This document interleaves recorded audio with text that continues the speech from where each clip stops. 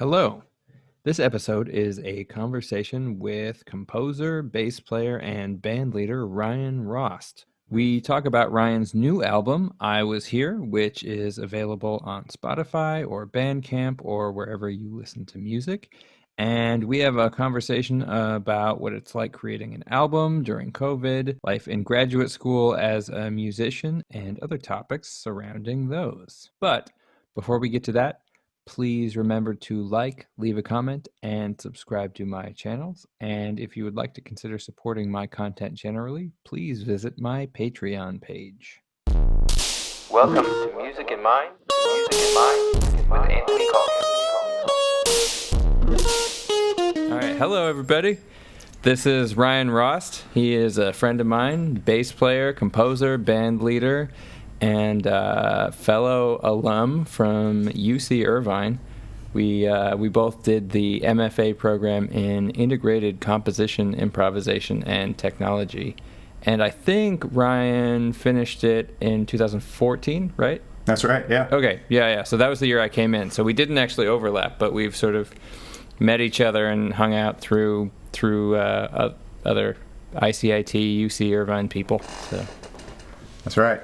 Don't you? I really I struggle, man. Like, I really wish it was a different title. ICIT sounds great, but then you have to sound. Then you have to sound it out to everyone, and it sounds so long. It's so clumsy. Oh my god.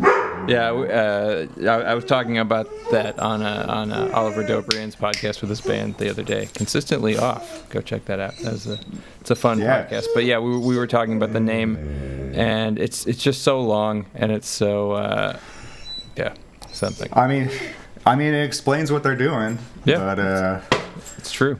Yeah, it's oof. Every time I'm like, all right, I can't just say ICIT and get away with it. Well, so you have a new album out. I do. Yeah, I do. It's pretty cool. I've been listening to it, and I like how you it's pretty just sort of like jazz trio sound, and then a couple of times you introduce these kind of like audio effects worlds. Yeah, that's pretty sweet. I like that a lot. Yeah, it's actually way more tamed down than I thought it would be. Oh, really? Yeah, when I went in, I was like, okay, I'm gonna go traditional piano trio, and then I'm gonna chop everything up, and I'm gonna put effects on everything, and I'm gonna play stuff backward, and then the more we did it, I realized I was like, these songs are holding up. They're pretty good. The only times I really wanted it was in those couple moments.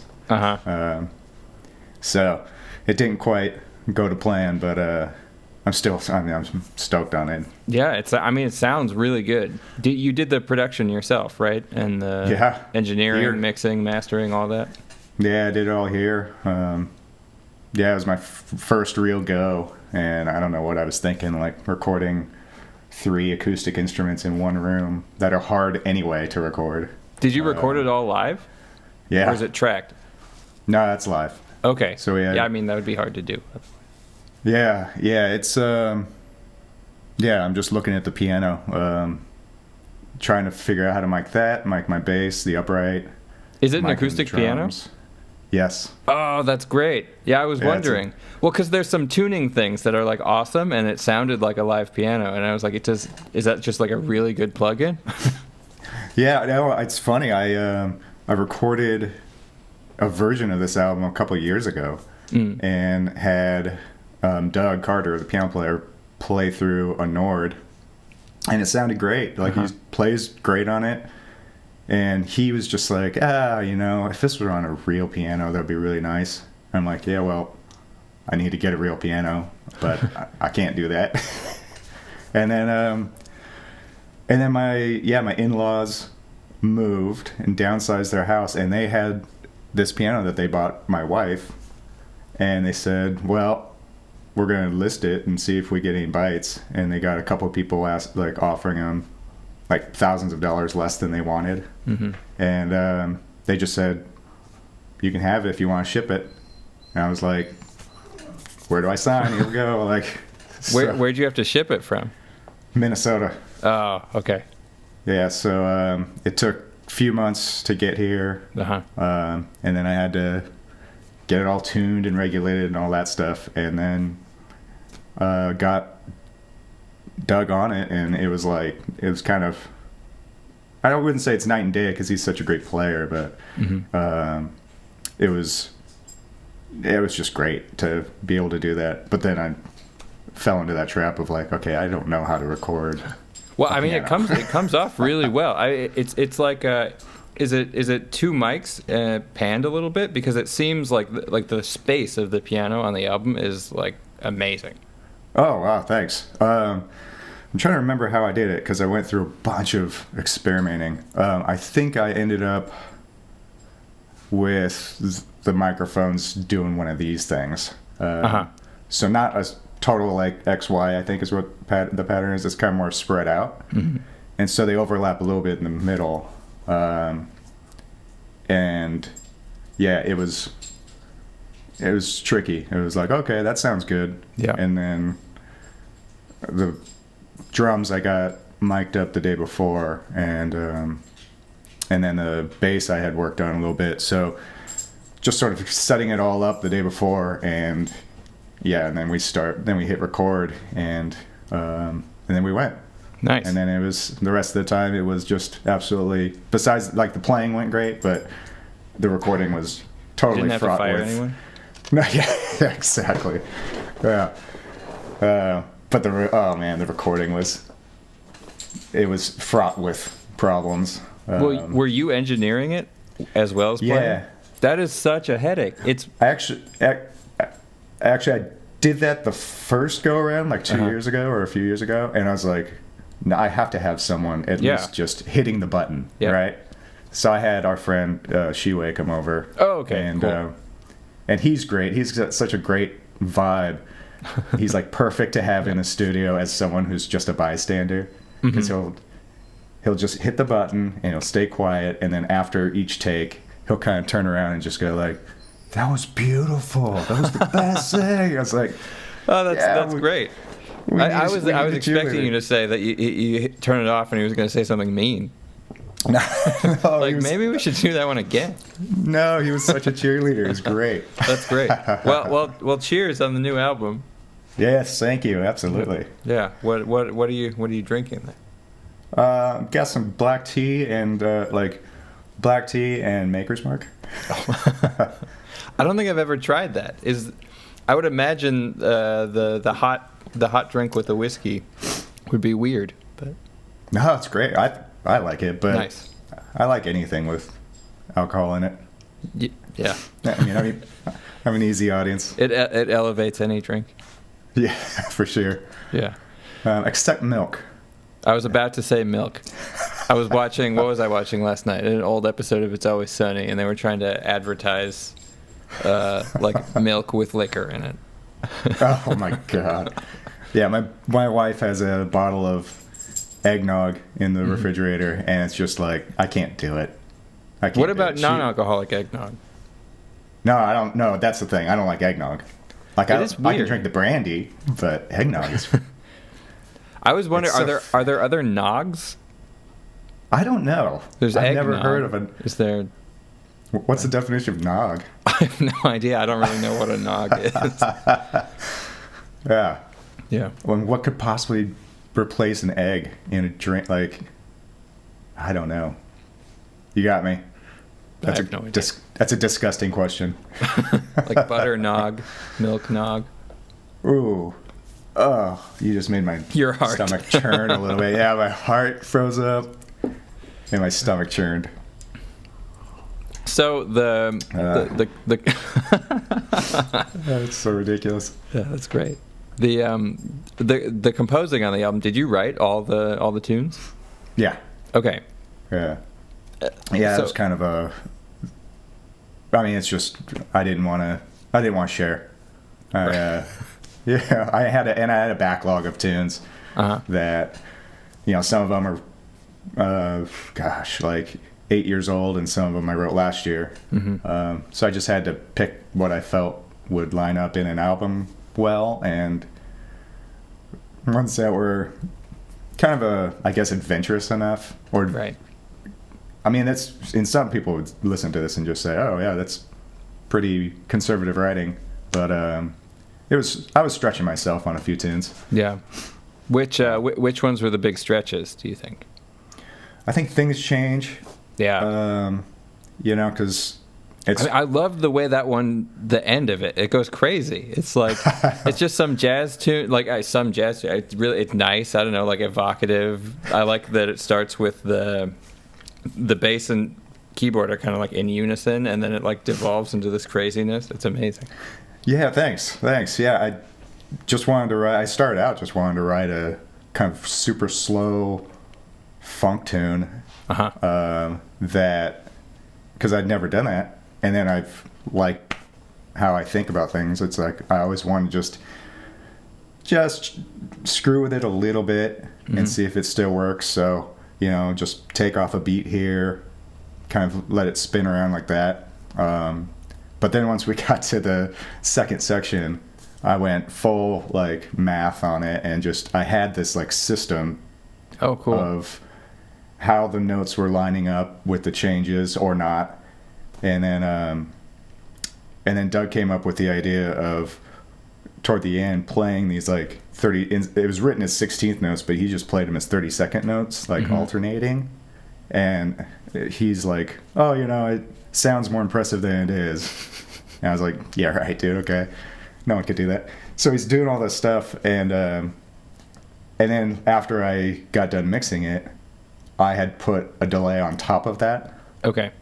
So you got all these notes happening, and I knew what he was going to say. I was thinking to myself, like, I'm kind of taking this amazingly chopsy, like, thing that he's doing and totally obscuring it, so no one's going to know that he can actually do this. And his first comment when I sent it to him, he's like, "I love it.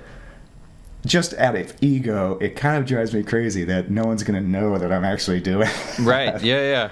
It makes it seem like a trick. Yeah, totally. I like this as a gesture for piano. Oh, that's because it's like a drummer. It's amazing. It's like Cecil Taylor shit. Yeah, that's how people play. That's how every piano player plays, right? Flat.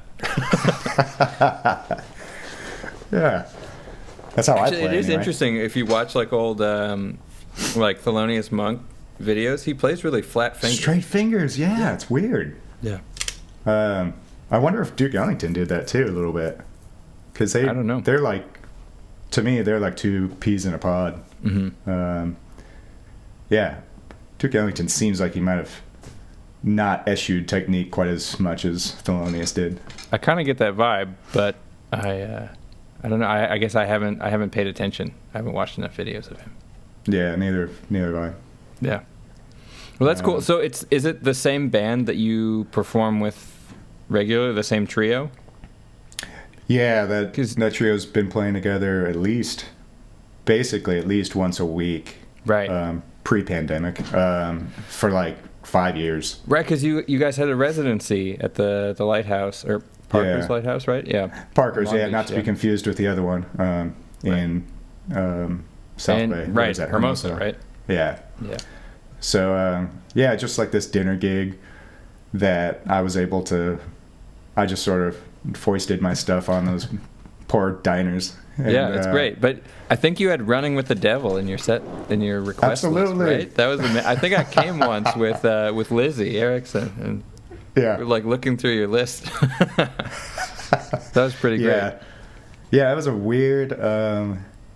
weird transition. Like the gig has been going forever for me, and so it was just a straight ahead jazz gig, and they changed management. And basically, whenever management changes for a gig, it's usually the end of the gig.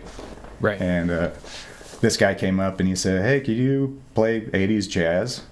And I was like, "What do you mean by that?"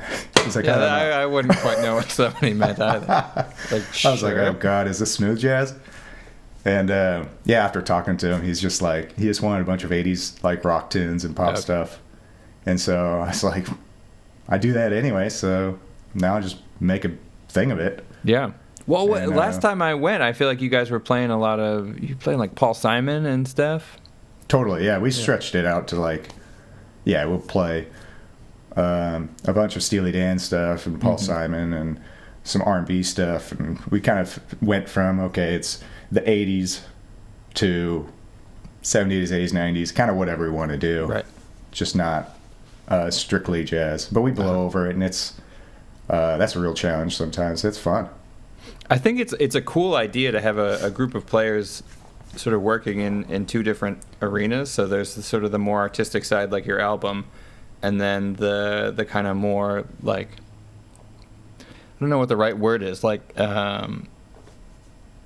sort of commercial playing, sort of grinding it out, but like always playing together and sort of always adding to it. But it's more, I don't know what the right word. All the words I'm thinking of are not complimentary, but I don't mean it to be not complimentary. Oh, I see what you're saying. Yeah, interesting music you play.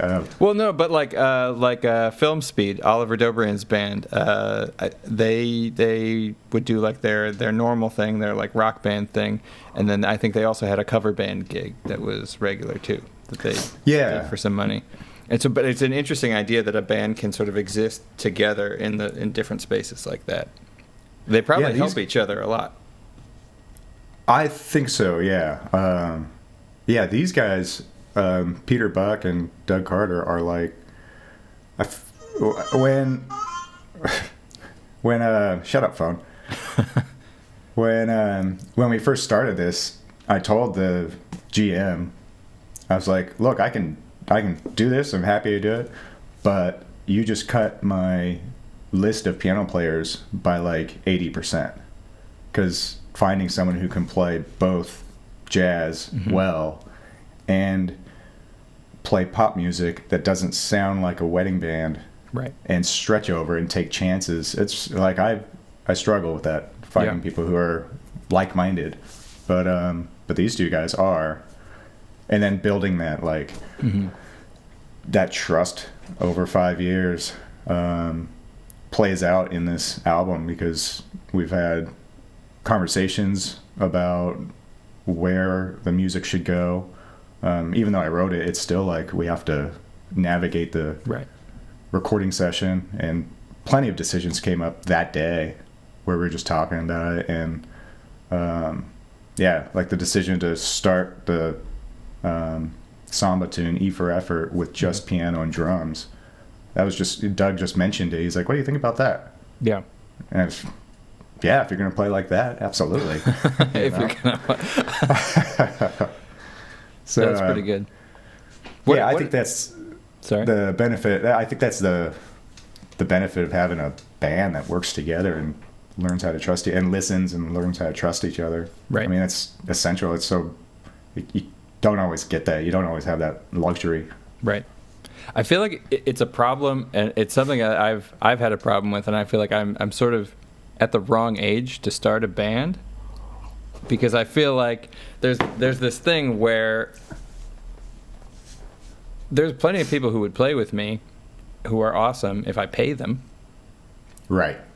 And they would do a great job, but it's completely different than developing a relationship with performers over a number of years, where everybody is sort of emotionally invested in the project. Yeah, I don't know how to really respond to that. Because I've had this gig for so long, it's totally been like a blessing. Like, it's crazy. Right. Like, no one has. I think I've been there for, this year would have been like my 17th year. And at Parker's Lighthouse? At Parker's Lighthouse, wow. Yeah. And it's like, to have that consistency where I get to pay guys and I get to do whatever we want. That's amazing. For the most part. It's like, it's... otherwise, you're exactly right. You either write the music in such a way that it's clear enough, and you give the musicians enough freedom to where you can have maybe 3 or 4 rehearsals, and you have to pay them. Right. And then you pay them for the session, and then you get what you get, but you don't get 5 years worth of gelling. Right. And even just the idea of starting a band always brings back like garage band in me in my 20s, you know. But I feel like that's when you have to do it, right? You have to be an idiot teenager who, like, you have to learn how to play your instruments together, and then Totally. you have to get through the hump of, like, not going to college. You have to make that decision that you're going to be losers for the rest of your life. That's the only choice. Right, and then just keep going. Yeah, yeah. And then you're Green Day or whatever. Right. Or Metallica or something. I'm pretty sure that path is the same for everyone. When they, as long as you start at 13 years old and you give up college, yep, you're going to become Green Day. Yeah. Probably. Yeah, you're going to have a Broadway show. Yeah. It's going to be amazing. That's a good one to play. I like that one. It's fun. I bet. Do you have any, like, I'm sure you have some that you dread, but, you know, I only played. Really? It's just so long. It's okay. I don't hate the music, but it's like a 3.5-hour show. So no one should be subjected to that. That's even ridiculous. like a 3-week run of that, by the end, you're just like, oh my god. Nah, yeah, that's painful for everybody. Yep. Yeah, I got reprimanded during a run of Fiddler on the Roof once. Like I almost got fired. Really? Yeah.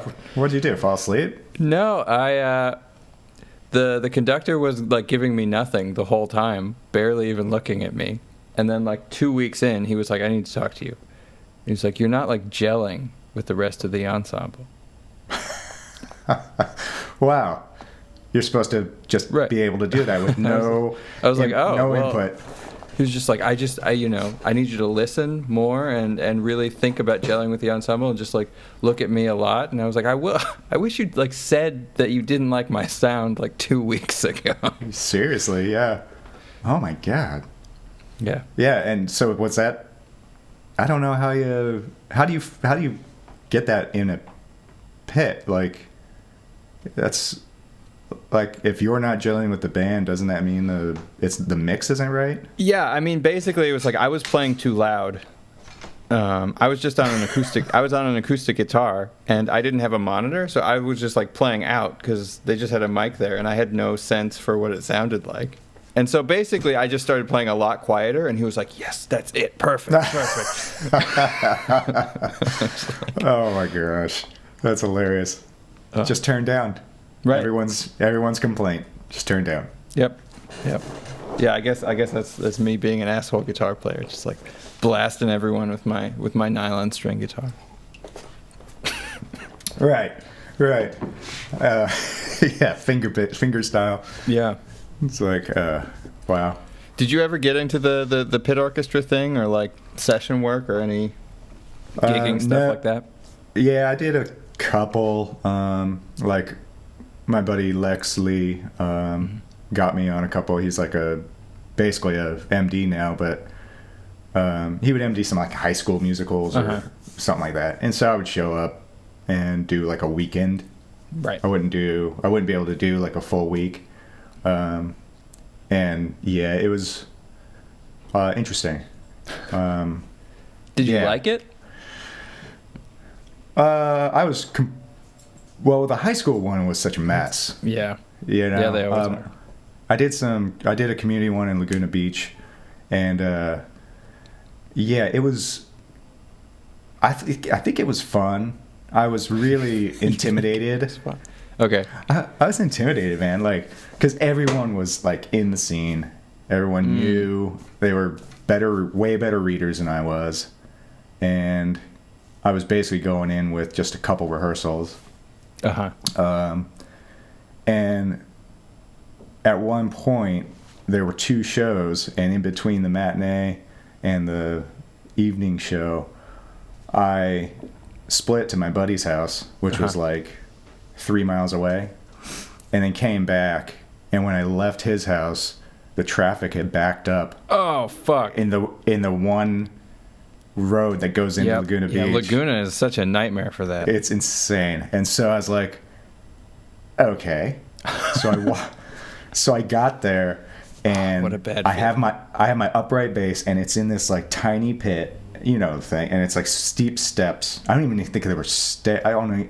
It was in between like a ladder and concrete steps, and it was super tight. And I basically had to wait. I think I was 2 songs late or 1 song late. And so, no! Like, curtain closes, I creak in, and I got my bass, and I just almost dive into the pit. What a bad feeling, man! It was awful. Of course, they let me finish out the weekend. Then I never got called again. Of course, that is a nightmare. It's brutal. I have like dreams. I have like stress nightmares about stuff like that all the time. Yeah, I am not like that generally. Yeah. Like, I freak out. I'm always an hour early. I'm always like prepared. I just was not prepared for that situation. So yeah, but the music was okay. It felt like I think it was the Lion King. Oh, cool. And I feel like they invested way more money in the scenery and the costume and the set design than in the music and preparing. That sounds right. So, and then my other one, I subbed for a bass player for the Danny Kaye story in Hollywood on a, like, this must have been 10 years ago. It was over the weekend. It was like 4 shows over a weekend over New Year's Eve. And he's like, yeah, just come down, check it out. And it's like, okay. So I listened to him play it, and I was like, I guess, let me check out the music. And there were moments that were just so hard. And this dude can read anything, and I'm just sitting there going, oh, boy. And he's just like, oh, it's just cool, man. You'll be fine. Oh, I hate that when, like, you have a very different level of need and urgency in terms of, like, needing the music. And the person. Oh, totally. I had this problem. Do you know Jeff Askew, the guitar player? No. Okay. No. He's really good. He teaches at Biola, I think. Okay. But a really good guitar player. And he called me to sub for him at Cal State Fullerton on this show called The Wild Party, which is like the hardest guitar book ever. It's just really? All notated. It's all crazy keys. It's all crazy rhythms. And it's like lead, rock, like distorted, waily, the whole way through pretty much. So either that or really intense like bebop jazz. So it's like, oh my God. So you brought your nylon string guitar? Yeah, right. No, but he needed the book, and he didn't have a PDF of it or anything. And he was like, it'll be fine. And I sat in. I was like, okay, I need to audit. I need to listen. And then it was like the night before I was playing, and I was like, it's not going to be fine. Exactly. I need this book, and I was up literally all night learning this book. Oh, and it was when I was living with another ICIT alum, Bori Shin. Did you ever meet Bori? Yeah, I played with him a couple times. Nice. And like around 4:00 in the morning, he came out. I didn't have my amp on. I was just playing electric, not plugged in, to keep it quiet. And he was like, I can hear every note you're playing. I need you to stop. Oh my God. Like, I need to learn. You're cramming. Yeah, exactly. How'd it turn out? It turned out pretty well. There were a few like bad flubs. Also, the MD had his perfect pitch. Ugh. And so it would be like chords written over the top, but it would have all these specific voicings with like inner part voice leading for the guitar, for the bebop stuff. And so like if I would start playing, if I couldn't read that and I would just play the chords, he would look at me and he'd be like, are your inner voices right? Come on. Come on. That's just mean. Yeah. That's just mean. You're making me feel really good. Yeah, thanks. You're doing I think I finished that show. I did like 3 of them, and I was like shaking at the end of each one. It just took so much focus just to get through. And it was like a 3+ hour show. Oh my God. So it was just like, oh my God, just get through it. I love these horror stories. Oh, that's this Danny Kaye story to follow up on that. So I showed up, and I was just hammering through the rehearsal. I kind of glossed over a couple, of the really effed up parts. And the MD was just like covering as much as he could. He was kind of stressed out and just sort of didn't look like he was having any fun. And so we get through the first night, which was New Year's Eve, I think, the 30th. And I'm like, all right, I'm taking this music home. I'm going to keep working on it. Yep. I come back, and the MD had quit. And so they had a new MD that just sort of came in. What the hell? None of the cues. Oh, no. And the next thing I knew, I'm helping him out on his cues on this show that I just played like twice. That's probably a good way to learn it. Probably, but Did it give it you was, more confidence? Totally. Like it didn't matter if I messed that like insane lineup. You're like, no, that's what it is. Yeah, exactly. Nailed it. But yeah, I'm suddenly giving him cues, and I'm like, what just happened? It was an epic disaster. It was amazing. It was one of those, That's crazy. yeah, he quit in the middle of, like, in between shows, in between days. It was the weirdest thing. Fuck you guys. I'm out of here. Yeah, I'm out. Peace. Yeah. Damn. I was on a run of Fiddler on the Roof where the MD got fired midway through the run. Oh, God. But that was definitely for the best. Oh, really?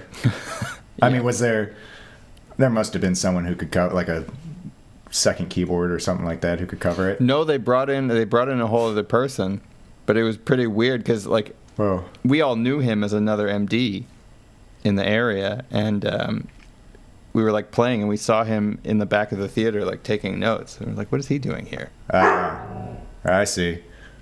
It was pretty that's awkward. for the best then. Yeah, I mean, Yeah, it was definitely the right decision. But yeah, that's crazy. Why is it that, like, well, for me, I've only had disastrous bad experiences because I haven't played in a bunch of pits, right. and so I'm probably the problem. But but I know that it seems like the disasters are always so much. They're so absurd that, like, it's not like just, we like a train wreck on a tune at a jam session. It's like it seems like there's so much more at stake than if you're just playing a jazz gig and you just don't know the tune and you just screw it all up. Yeah, because it's over in 5 minutes. Right. And there aren't actors and sound people. Like, yeah. It's not like this whole chain thing where if one thing goes wrong, the entire thing collapses on itself. You can just have a shitty 5 minutes and then, like, get back on. Right. Well, and then everyone judges you for the rest of your life based on that one crappy performance. Yeah. Have you ever had to fire anybody? I have. Oof. Yeah. That's brutal. In fact, I've fired people that are like Southern California mainstays, older guys that are like, teaching at prestigious colleges that came down just to play jazz, and they forgot their shoes and socks, and so they're walking in with like sandals and no, like, a suit but no socks, and that's weird. And it's just like immediately the uptight manager would come up to me and be like, "What's going on?" What's going on? And I'm like, "Yep, I don't know. Like, I'm not this guy's mom." Yeah, so I've had to, like, that, and I've never fired anybody. I never fire anybody on the spot. That's just lame. Right. No one's done anything that crazy, but it's just like most of the time you can get away with not calling them. But sometimes you just have to say, "Look, I know I have you on this date. I got to go with someone else." And it's like, explain it to them. And yeah, it sucks. It sucks. My wife has to do that crap all the time. She's like, oh, really? She has a real job, yeah. And firing people, though? Oh, yeah. Writing people up, like, the whole thing. And so I've learned a little bit from her, just in how to manage people a little bit. Mm-hmm. But it just seems so absurd to, like, that's not, it's important, but it's not how I feel like that's not what I want to do as a musician. Right. But then I have this gig that I have to manage. I want to keep it. Of course. Would you hire them again, either for that gig or for a different gig? I'm trying to it think, probably depends on who they are and what they did, but yeah. For that one, that specific one, absolutely. Yeah. Like if it was a different gig and it was a little more casual. Right. Sandals allowed. Exactly. Yeah. If it's a beach gig, you'd be like, "Have I got the gig for you?" Exactly. Bring your ukulele. Yeah. And then there's other people that I just couldn't, like, they could never show up on time. And it's like, well, okay, this gig ain't for you, but if I get a gig that's loose, like you play so great that I want to play with you, so if it's looser, sure, why not? But yeah, I don't know, man. Like I don't have much patience for the easy stuff that it takes to just keep a gig, show up on time, of course. Wear the right clothes, and if you're going to be snarky, then just keep your mouth shut and play the gig. I'll hire you again if you play well. Yep. Yeah. You know? So, I hate that stuff. I just want to play music, man. Yeah. So what about ICIT stuff? Since we're both alums from the program, do you use a lot of the stuff you learned there, or do you feel like it's been applicable to you? Well, I think this album is kind of a testament to that. Right. I don't think this album would exist in its form without ICIT. Uh-huh. I was thinking, okay, rent studio time, and I'll spend thousands of dollars on this one album. Yeah. And I got pissed at that idea, and I was like, you know what? I got the instruments here, and I can invest. Instead of investing thousands of dollars in studio time, I can invest the same amount of money in gear. Right. The kind of music that I write isn't exactly going to make me millions of dollars anyway. Yeah. So maybe once maybe after this podcast, I mean. Yeah, right. All my 12 listeners. That's right. I'm really looking forward to that royalty check. Oh yeah. But yeah, I was like, screw it, like invest the money in microphones and stuff, and make it a process of learning, and that way I have a lofty goal of releasing something every year. Yep. And now it's possible. Before it would have been like, nah, I just gotta focus on getting enough money to book studio time. So. Yeah, I mean, I think that the attitude of learning the tech or the practical side of things was a big thing that I also got from ICIT. Especially working with Chris Dobrian, like even Mac's programming. Even though I don't use Mac's a whole lot now, a little bit, I feel like the principle of learning it and learning that. You can kind of build things yourself if you're creative in the right way. Oh man, absolutely. Yeah, I totally agree. That's like, and everyone kind of got on board, even though like we all had in my class, it all seemed like we all had frustrations. Mm-hmm. Most of it came from Max. Like I haven't touched Max since leaving. It was just too like Max for Live or anything. I'm not building anything. Okay. So I've kind of let that go. Uh-huh. There are certain things I'll farm out. Even though I want to do everything, I'll farm that out. Thank God for smart. Michael Matthews. I have to get better at that. Oh, that's like the only thing. Everything else I take on myself. Oh. It's like, no, I got this. For better or worse. But yeah, having that attitude of like, just, it's not impossible, just try it and learn it. Like when it's not a joke, it's for real, but it sounds like a joke, is before I went to UCI, that time ICIT, mm-hmm. I literally did not know what an interface was. I was like, what do you mean? I got Ableton Live and I turned it on and I plugged like computer speakers into my like the headphone output, and I was like, it's not working. Something's wrong with the software.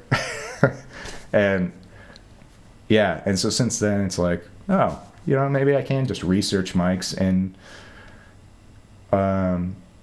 try something. And then there's so much like failure at ICIT that you get used to, like every performance is you're gonna have something that goes wrong. It's gonna be a disaster every time. Yeah, every time.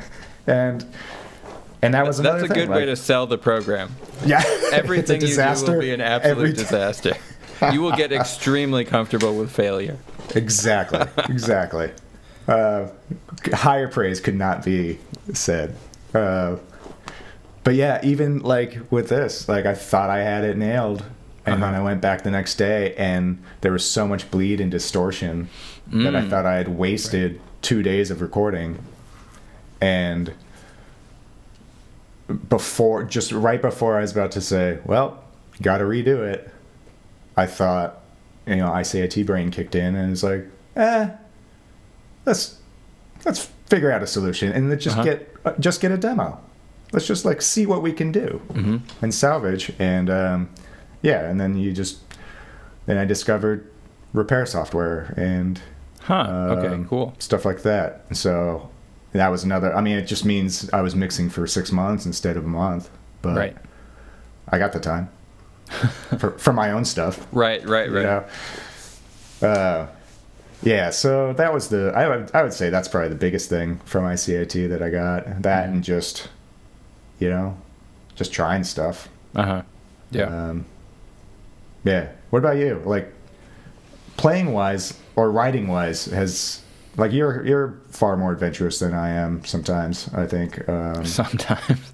In your writing. The stuff that I've heard. It's always had that sort of I just like dissonance. I feel like that's what it is. I like things that sound bad. Nice. Oh, like that's so great. Like if somebody else would enjoy it, I probably won't. That's so Chris Dobrian. Is it? He's like, yeah, it's his one big statement and big takeaway. One, he just throws these things off, and he just said, "I just don't think music has to sound good." Yeah. And I was like, I think I might agree with that, but I never thought it specifically thought of it that way. It's great that he just says it. Yeah. Oh yeah. One thing that he said that stuck with me, and I don't know if you encounter this, like people, especially people who aren't musicians, who like to talk about what would the world be without music, and like really romanticize it. And stuff. Yeah. And I always find that kind of irritating. And what did Chris say? He said something like, well, then it would just be a world without music, and nobody would care because nobody had any music. Right. That's like everything that we don't have, we don't care that we don't have. Exactly. Yeah, we only want peace because we know how it feels to be peaceful. Right. Yep. Oh man, that sounds like him. That sounds like him as long as he like sits there and just stares at you for like 30 seconds, and then right when you're about to break the silence, he goes, "Well, you know what it would be," and then have the perfect response. Yeah. Yeah, he's great. Was he your chair, your thesis chair? No, Nicole Mitchell was. Oh, okay, cool. Yeah, and that was weird. I was in a weird spot like when I went through that program. I had just had my son was a year old when I got admitted. That's young. Yeah. And I just it was difficult for me to engage with any of the faculty outside of just in class. It was trippy. And so with Nicole, I feel like I didn't get as much from her as I could have because of my own limitations of time and concentration and stuff. I mean, I feel like it makes sense that she was your chair, though. I feel like with the work you do, I would imagine she would have had a lot of like helpful things to say about it. Yeah, definitely more organic stuff. Right. Things like, like you need to develop this. Like think about a bridge to this tune or something like that. Right. or take this idea and stretch it further. So it wasn't as sort of I don't know how to say it, but people who've had like Michael Desson and Chris Dobrian as chairs are kind of up against. It sounded like they were up against it a little bit more, just sort of like not higher expectations, just maybe they had more technical challenges or something, but they just maybe seemed like more need to justify their work or something like that. That could be because although I got that too. Chris was not my chair, but he was in my defense, and he just. Yeah, that's a big one I had with him too. Yeah, he basically was like, I can't just give you a degree. Like you're gonna have to like that's rough. You're gonna have to write a paper or something. And I was damn. Oh God, yeah, it was brutal. I didn't know. Yeah. I didn't even know what a defense was. I should have asked. I should have said, "Hey, what should I expect for my defense?" Wait a minute. You went in and you had no idea what it was going to be. No idea. I was that's just great. Like, yeah. I mean, that's I just amazing. went in. I was like, that's pretty funny. We're going to talk about my music. Okay. Yeah. Well, you were there, so you tell me about my music. I mean, honestly, I had a weirdly similar experience. I had an idea of what to expect about what the defense was going to be, but like 2 hours before it, Chris walked by me and he was like, "Do you have all your prepared statements for the defense ready?" And I was like, "What? Prepared statements?" Was he your chair? Like, yeah. Okay. Yeah, it was Chris and Nicole, and then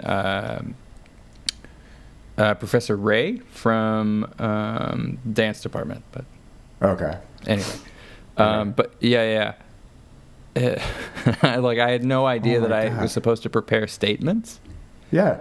But then I don't think I said those statements. I think it just started with them asking me questions. So maybe it was his way of like just making sure I was prepared or something.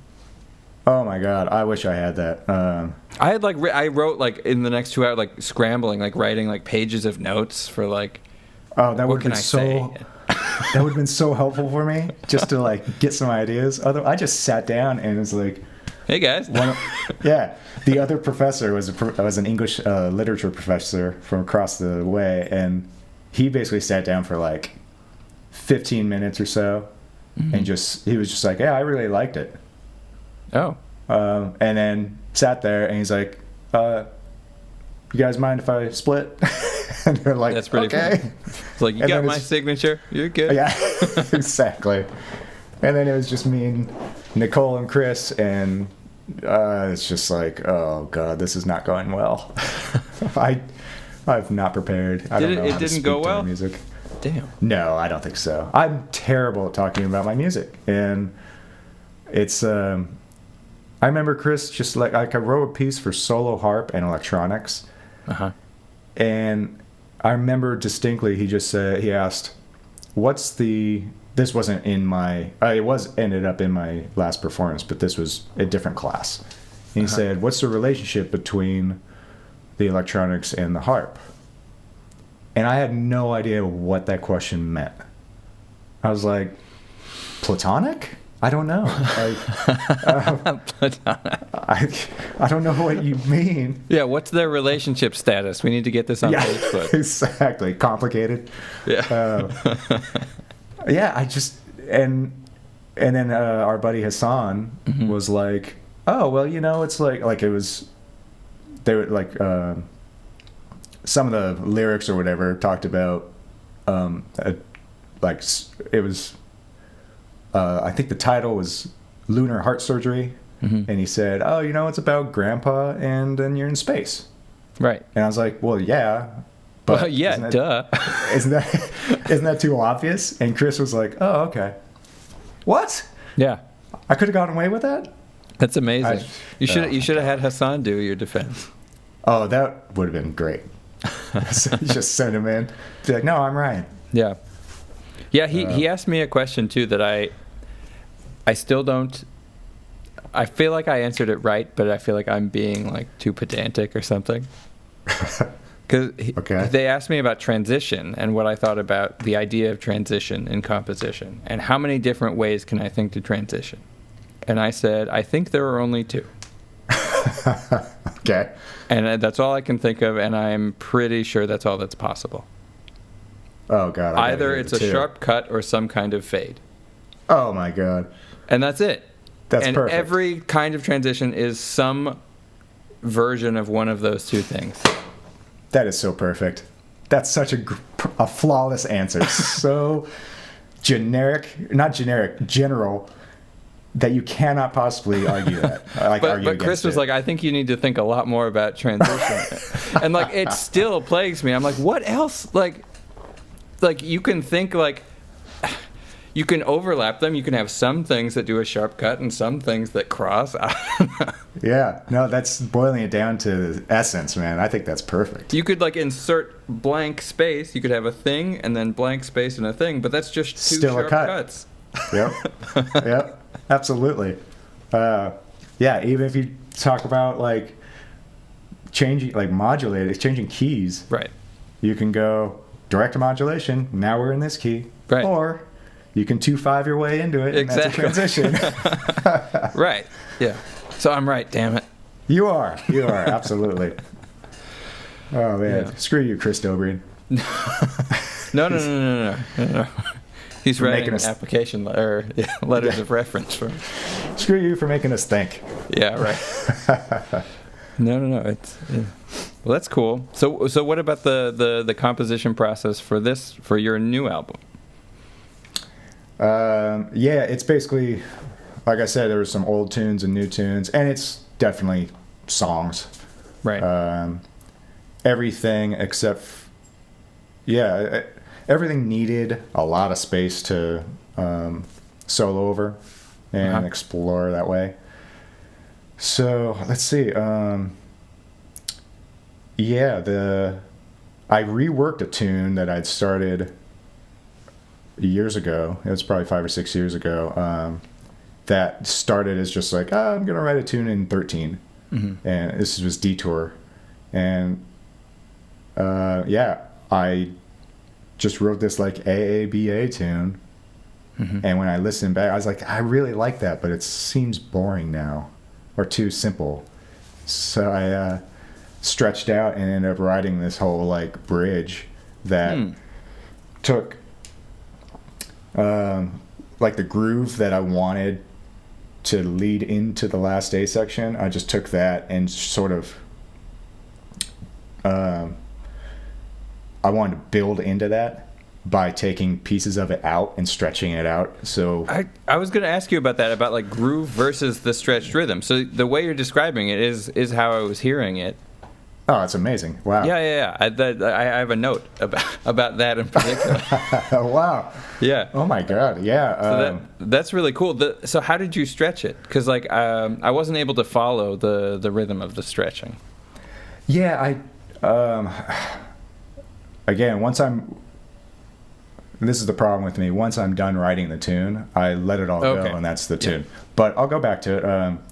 So if the rhythm that like is in 13 that happens, I think what I did was I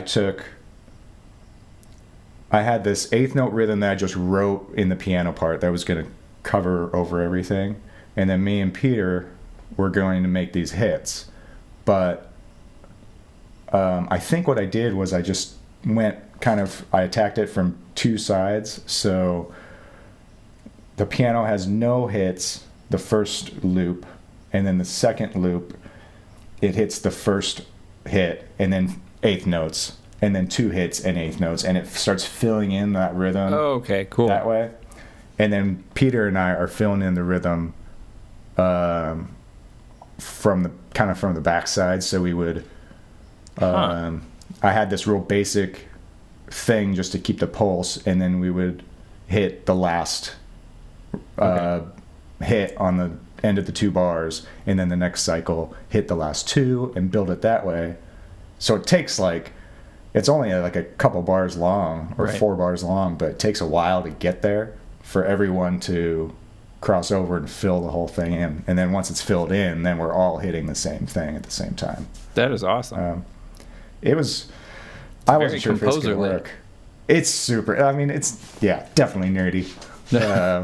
But that's good. I mean, I actually feel like there's a good balance of that sort of composed feel with sort of like the fun, grooviness, thoughtfulness. How do you pronounce? It's a middle one. It's a long one. Sakafet. I'm gonna wait. Yeah, no, pretty close. Sakafet. Yeah. Okay. Yeah. What is that? Yeah, my wife and I took our honeymoon in St. Lucia, and whenever we were in this like, it doesn't matter. Anyway, we're in this like resort or whatever, and we would get hitched a ride, cab, van, whatever, and everywhere was like people were like Sakafet, Sakafet, Sakafet. Oh. And I was like, what is that word? And finally, I just asked one of the drivers. It was driving me nuts. I was like, hey man, what's Sakafet mean? And he's like, it basically means like, hey, what's up?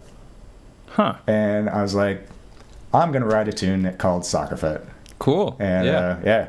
So I went home and just wrote a little. It's basically just a minor blues with a little. Right, but it's just like such a fun little groove. And oh man, you're just going on the. It starts with a bass solo, right?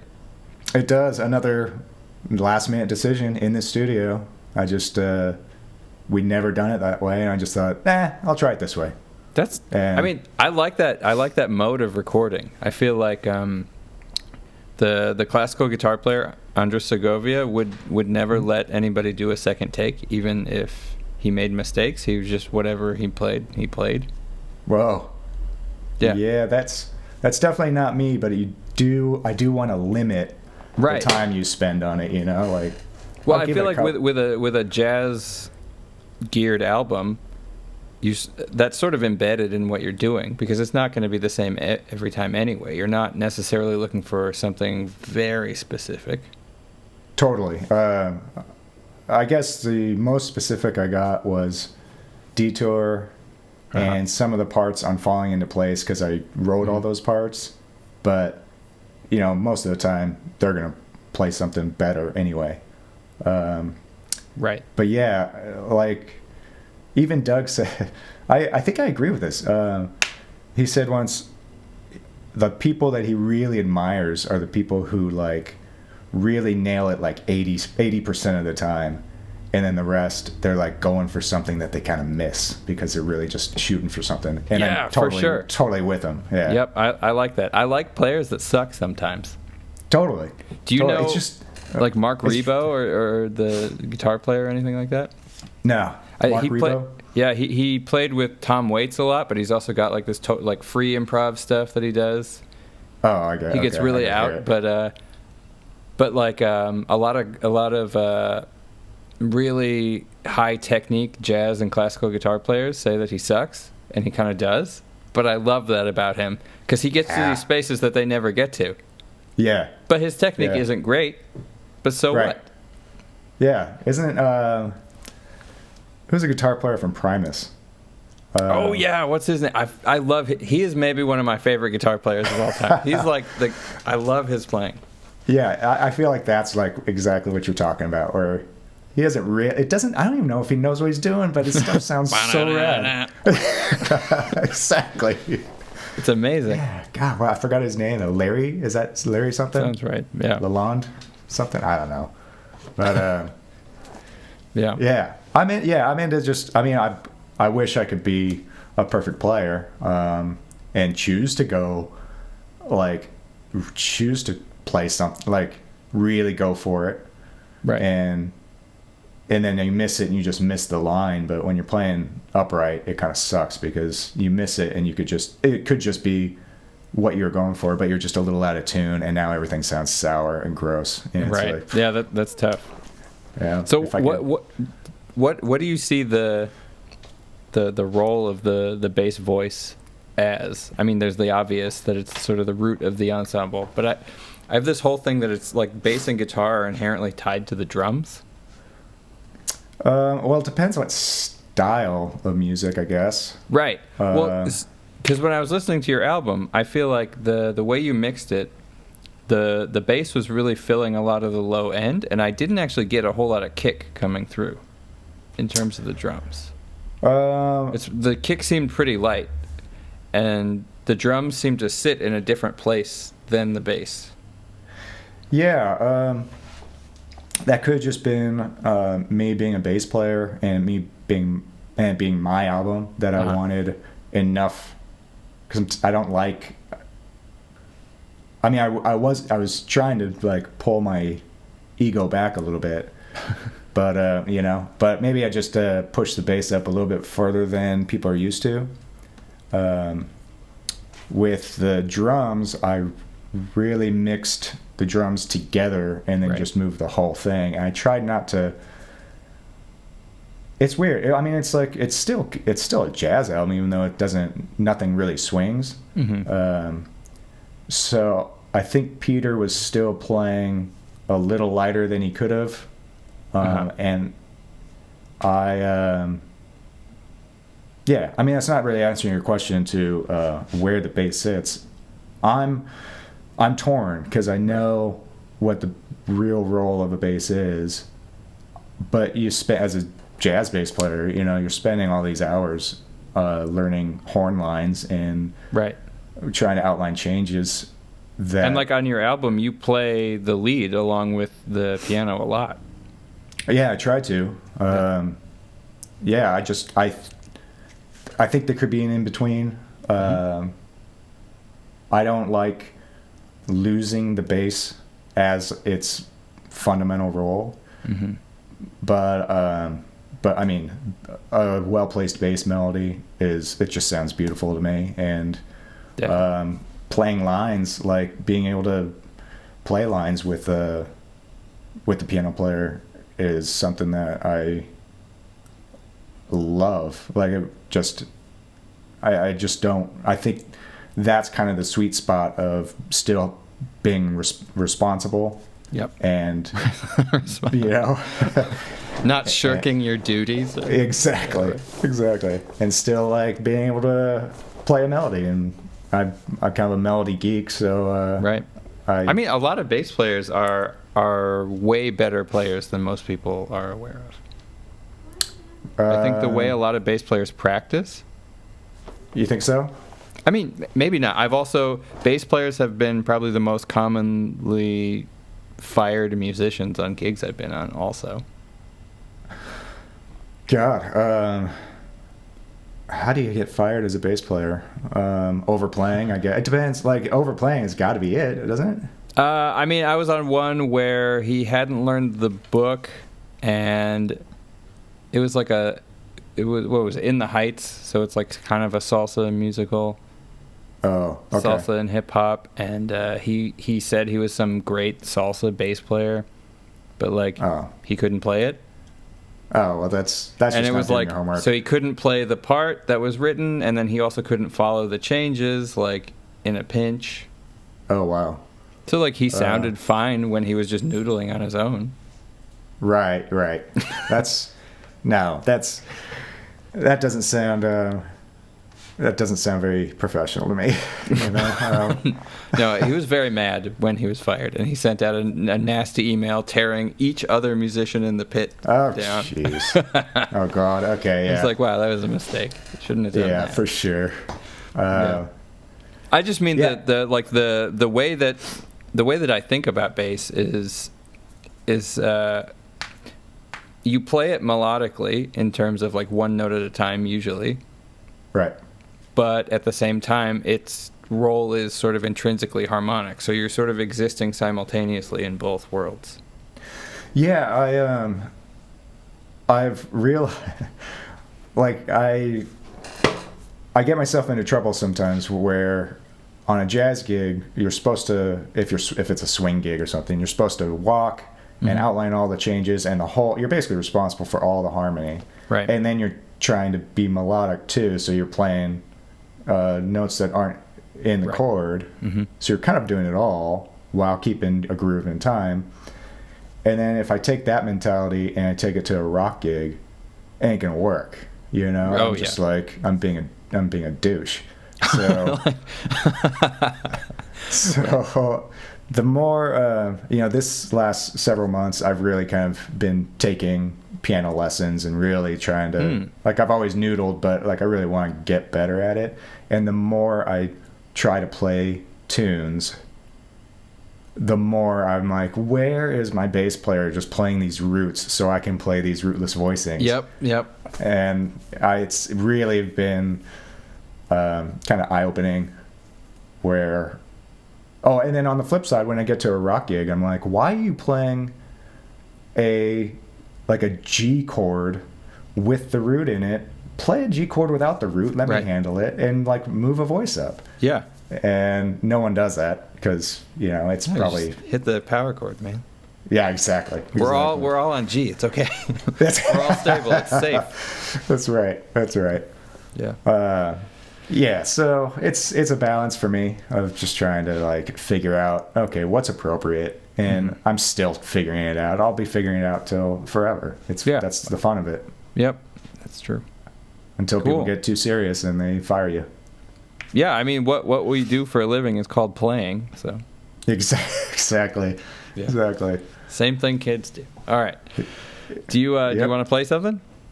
Sure. Sure. Finish this out. Yeah, this is going to be interesting. All right. Yeah. So we can go as out or not as you want. I've done these pretty in, or I've done I did one with Michelle Cheng, also an ICIT alum. Yeah. And that one was just totally just noises and scratches. Well, it's hard over Zoom to be super in. That's kind of why I was thinking we should. Yeah, that's good.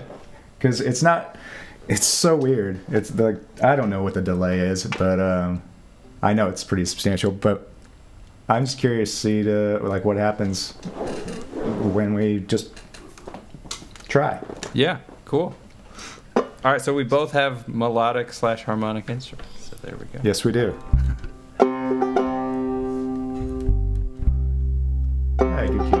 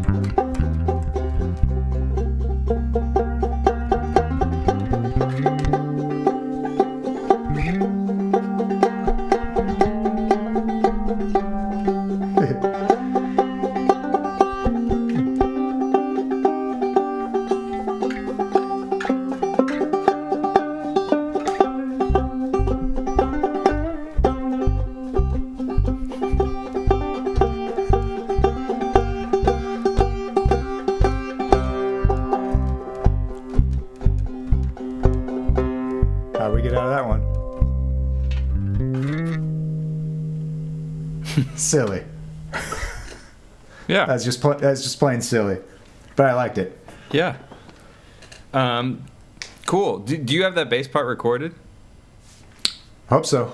Okay. Yeah, because I think with Zoom it doesn't it wasn't all coming through for me, so I was only hearing some of what you were playing. That's hilarious. I was hearing everything you were playing. Oh, really? I'm still recording. Okay, good. Yeah, it looks like it all came that's through. fine. That's fine. It'll come through. Always the Zoom thing. I feel like it doesn't let you hear both people at once or something. Yeah, I wonder. Isn't there a not the not that thing that not Jack Trip, but there's like a more like consumer friendly version of that, isn't there? There's a few. There's like Jamulus, and then there's the Audio Movers plugin. There's a few of them. Yeah, I'm curious about that. I mean, I think we're gonna need it. Yep. Probably more than we think. Yeah, I agree, and I think there's also a need for it to be pretty easy to use. Oh, totally. Jack Trip is a nightmare. Yeah, I read like how you're supposed to set it up. I was like, nope. Yep. Nah, not for me. I'm not going into ports. I'm not, not. Oh man, I was experimenting with Ko Umezaki, another UCI professor, and Jordan Watson, another UCI alum. We were experimenting with it for a while. It's just, you can make it work. It's just such a hassle to make it work. Yeah. Well, here's hoping that we can figure something out. Yeah. Cool. So, what do you got coming up? Anything? You have your new album out? Yep, new album's out. No, next thing is I've kind of moved on, started working on the next one. All right, so sweet. Hopefully, like I said, my goal is something a year. That's great. And I hope so. I mean, that would basically, as soon as I release another album, all the studio gear has paid for itself. Oh, wow, yeah. I mean, in terms of use, not in terms of actually bringing the money back. Right. You're not getting all that sweet Spotify money. No, yeah, exactly. Yeah, I'm still waiting for that check. Oh. Cool. So, yeah. Well, so where can people find your stuff? Your new album's on Spotify. I think it's on Bandcamp also. Yeah, I put it up on Bandcamp. It's on my website, ryanrost.com. Cool. And yeah, and I assume everywhere else. I think I checked Apple Music and Pandora. So it's supposed to be on all the platforms. Cool. Says CD Baby. Yeah. All right. Well, check it out, everybody. Thanks, Ryan, for coming on. Yeah, thank you, man. This was fun. Yeah. Cool. All right. Bye. All right, thanks for watching. Remember to check out Ryan's new album, I Was Here, which is available wherever music is streamed, Spotify, Bandcamp, etc. Please remember to leave a comment, and subscribe to my channels. And if you would like to consider supporting my content generally, please visit my Patreon page. Thanks. Bye.